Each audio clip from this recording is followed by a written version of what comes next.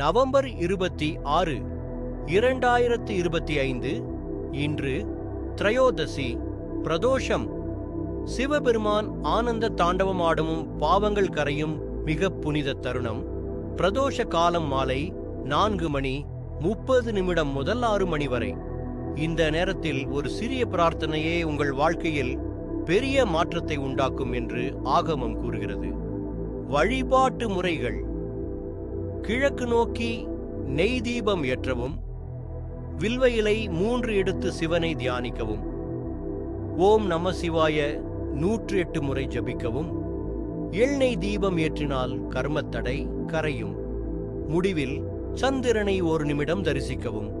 இன்று கிடைக்கும் புண்ணியங்கள்: பாவ கர்ம நிவிருத்தி, மன அழுத்தம் கோபம் நீக்கம், வேலை குடும்ப தடைகள் அகலும், திருமண சந்ததி யோகம் வலுப்படும், எதிரிகள் விலகி மன அமைதி அதிகரிக்கும், சிவனருள் வீடு முழுவதும் பரவும்.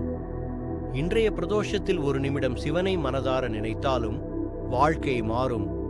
ஓம் நம சிவாய.